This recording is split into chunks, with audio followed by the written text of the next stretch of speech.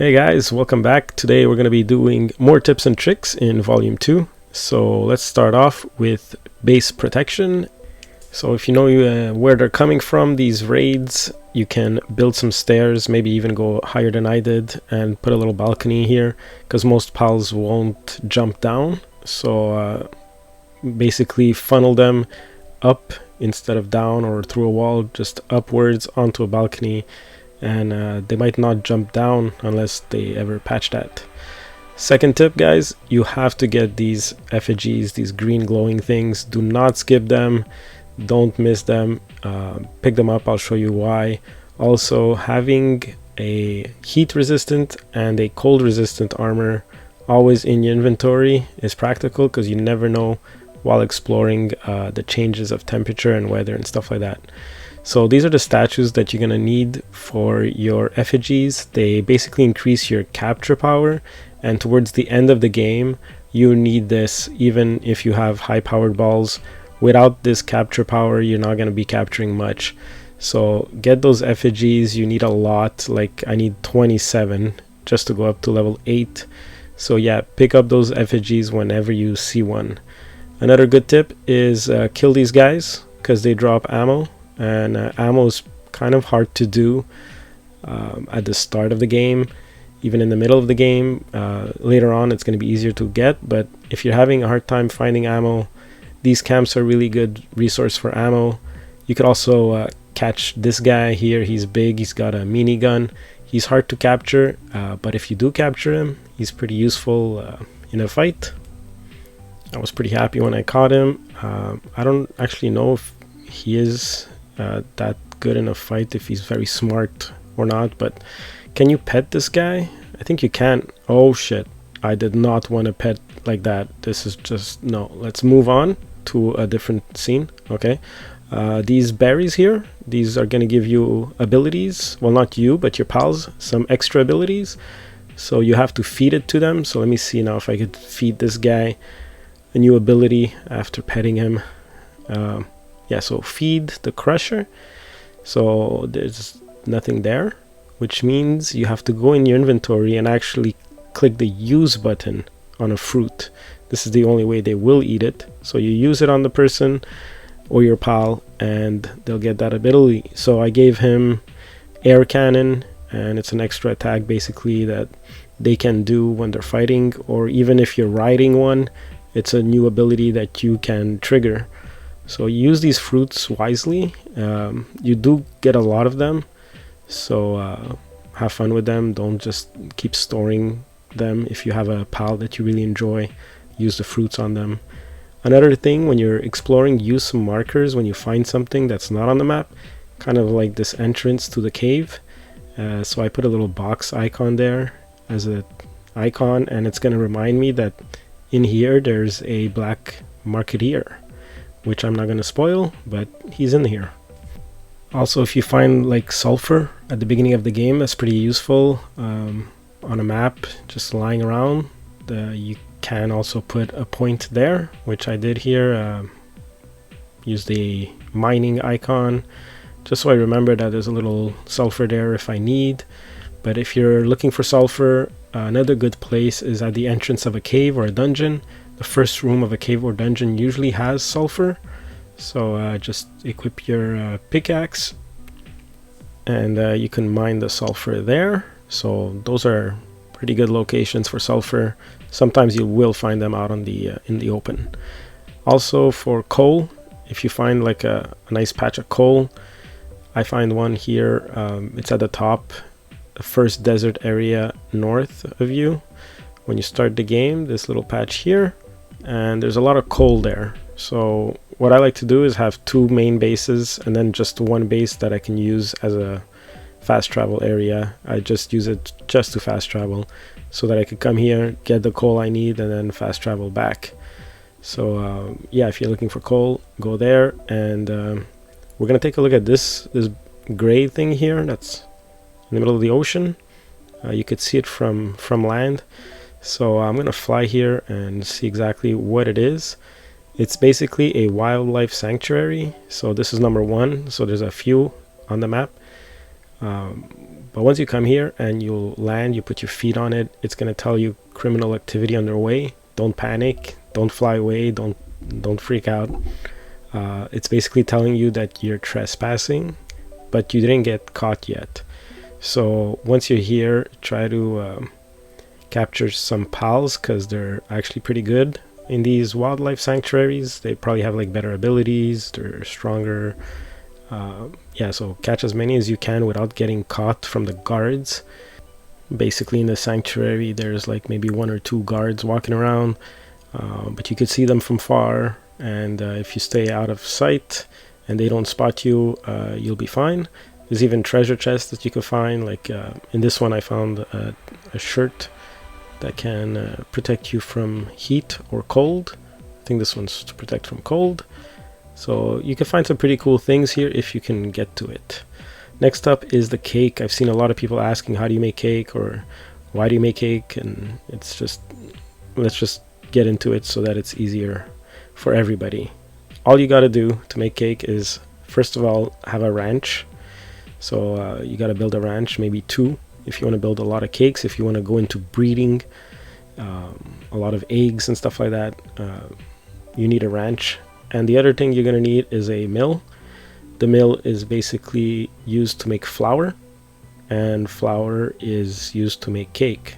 Obviously you can't make cake without flour, so make sure you have a mill. You can't make cake without eggs, so you're going to need a chicken. Make sure you have a chicken in your base, and if you have artisan on it, it's even better. His work speed is going to be faster. He's going to make a lot of eggs. You also need a cow. The cow is obviously for the milk. So far we have flour, we have milk, we have eggs, and now we need honey. For honey, the bee guard, which is usually around Elizabeth, so when you're fighting her, try to capture the little ones around her, and you want to put that in your base, because this is going to give you the honey. You could also pick them up and throw them directly into the ranch so that they could start working right away. So there's my cow there doing milk. There's an egg on the floor here. This one here is going to start doing honey on the floor. So eventually when you come back to base, you'll find honey on the floor, you'll find eggs, you'll find milk and stuff, but all of these things, they spoil, right, except the honey. So what you want to do is make sure that they're in a fridge, or bake the cake as early as possible. And when you do have the cakes and you see that they have a timer on, bring them to your fornicating ranch here and put it in the box here. Once you put the cake in this box, the timer stops. I don't know, maybe it's a freezer that, special box, it's magical, but the timer stops, so the cake is going to be there forever. You could also leave the cake in the cooking pot. It's not going to go bad there either. It's not going to burn, so don't worry about it. But yeah, every time I pick up the cake from the cooking pot, I bring it to this freezer here and I drop it in there and the timer stops. So if you want to breed, you need a male and a female. So right now I have a female in there. I'm going to throw this guy. That's the girl. That's a female. So I'm going to throw her out of the pen. And maybe, no, this is a female, so female as well. I'm going to throw out. This one's a male. So I'm going to throw the male in here with the female. And it says love is blossoming between the 2 pals. So once you have cake and you have a female and a male in here that you threw, they're going to start going at it and giving you eggs right here. They're going to pop up here, and you could pick up these eggs and bring them to an incubator. These incubators here have all the eggs. Now a lot of people are going online to figure out which ones are the best ones. I haven't done that yet. I like to be surprised. Timer's pretty good, 7 minutes on that. So I think the higher the timer, the better the pal's gonna be. So if you have like a 1 hour timer, then it's gonna be an insane pal. But that's what's really cool about this. If you don't go online and if you don't see, you'll be surprised. Also, make sure to kick them out of the pen. Some of these guys are addicted, and they're just going to go at it, and they're going to keep going at it and just keep making eggs. So make sure to throw them out, because unless you get a really good egg and you want them to continue, then just leave them in there. But yeah, I'm going to test this. See, this one's 10 minutes long, so that's not bad. So that's cakes. let's go to Fenglop here. So he's on the map, but he's hard to get to. Some bosses, their icon is on the map, but when you go there, you don't see them, they're not there. So for this one, as an example, you gotta go through this waterfall here at the bottom, and there's gonna be like a little cave. So basically he's underneath the mountain, and you have to basically find an entrance. So if you're looking for Fenglop, look for the waterfall and go behind it, and he's gonna be there. Another good example here is in the basically the desert area to the east. There's a little cave here, and that's the entrance to the boss, but look how far the icon is. So Menace Sting is over there, but to get to him you have to be here, basically in this little orange area of the map. What you can do is, again, put a point.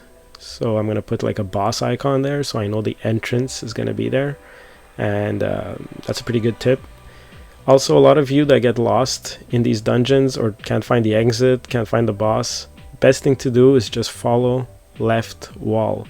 All you got to do is keep going left, always follow the left wall, and you'll eventually get to the boss or the exit or the chest or whatever it is you're looking for, but you'll never get lost ever again. What I do is I ride my dire wolf. It's really quick to do these. If you're boss farming, just follow the left wall all the way.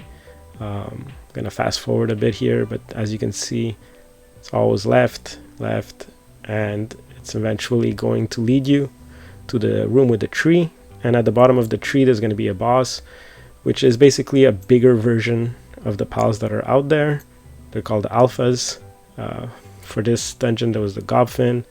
If you go at night and they're sleeping, you could do a lot of damage to a pal that's sleeping. So yeah, it's a pretty rude awakening for them, but it's faster for you to farm. So try to farm these dungeons at night while they're sleeping. If you're fighting a boss that's really hard, you can try to trap him in a ball underneath the balcony, and when they try to come out of the balcony, they'll be stuck in the balcony. So you can like shoot them or attack them from there and give them a bunch of damage. But once you throw a ball at them, they're gonna come out of the balcony. Alright, so I've seen a lot of these people trying to build nice houses, and they're like, why can't I put a triangle here where the stairs are? And like for me, I don't like having an opening underneath the stairs. I have this OCD thing, so I just destroy the stairs and I build a roof. It could be any roof you want. I like the stone roof. It gives a nice little ramp. It's easier for pals to go up as well, thematically. And on top of that, you could even put a little triangle there to close it up. So for you OCD people who want to close up underneath stairs because they don't like that hole there, well, I don't. This is a pretty cool alternative. And you could have a cute little nook here to put like a fire or something to light up your base. Anyways, so that's that. Another good tip is if you have two bases and you want to build something, let's say at your second base, but all the materials at your first base, it's kind of hard sometimes to go back to your first base and remember where stuff is. Like I needed some flame organs here. I don't remember which box I put flame organs in. So what you want to do is build whatever it is that you want to build in the other base. Build it on your first base, the one that has the most materials, I'm assuming. So you want to build that. Basically, I want to build one of these cooking pots at the other base, but I don't know where the flame organs are. I kind of know where the wood is, but this is much faster. So just build something that you want to build at the second base and then dismantle it. And by dismantling it, you'll get that material, the materials needed for that. So sometimes I want to build like 3 or 4 things at the second base. So I just build them here, one after the other.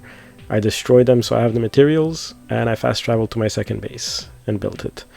Another cool thing is knowing which pal you caught and which ones you killed without catching. So if you look at their picture, their icons, if they're black and white, it means that you killed it, but you didn't catch it. So this guy, like I killed him, I didn't catch him. This one's black and white, so I killed it, I didn't catch him. Sometimes by accidents, you know, like you're about to catch it and then your pal basically kills it and you can't catch it. This was pretty cool. I only saw one in my entire gameplay. so far, but I killed it instead of catching it. So yeah, so that's a pretty cool way of finding out, you know, which ones you caught, which ones you killed by accident. Trying to remember, sometimes there's a lot of pals. So yeah, like this little baby thing here that I killed, I don't even remember killing it. I killed a baby without even remembering. It's pretty horrible.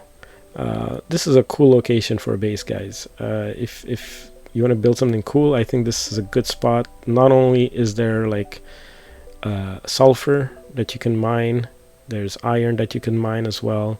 There's the entrance to a cave, so you could go in there, get the sulfur in the front of the cave. You could get some pals in there. You could farm the bosses in there, and it's not that far from where you start. So if you go west from where you start, the first basically civilization, ancient civilization, or like this first purple spot that you get to on the map, there's this really cool area here, and I think it's perfect for a base. I think I'm gonna build my second base here, or move my second base here, because sulfur is pretty practical. Now I want to talk about animation canceling. So when you're using a musket, as soon as your ammo goes to 1, roll and shoot. That's gonna basically save a lot of time. You don't have to wait for the whole animation. As soon as you see the 1, if you roll, it's going to cancel the animation and you could shoot. So that's some quick DPS there. Also be careful where you land when parachuting or paragliding or whatever. You might end up going through the floor. I have no tips or tricks for this. Actually, I do. So if this happens to you and you get stuck underneath the map and you can't get out, the one way that worked for me was actually clicking on a chest from underneath. I clicked on the chest and all of a sudden I popped up back up onto the map. So if you're stuck here and you don't know how to get out, try to click on a chest or something. Check out this guy. I think he has like blimp gravity activated on this guy. I don't know why his gravity settings is completely wrong. Look at my dire wolf. What a cool attack. Good boy. You're a good boy. Look how happy he is. What a good boy. Now I have to go all the way down there to capture him. My god. Anyways, thanks for watching, guys. Volume 2. If you want to see a volume 3, let me know in the comments and I'll make something. Thanks for watching. I'll see you next time.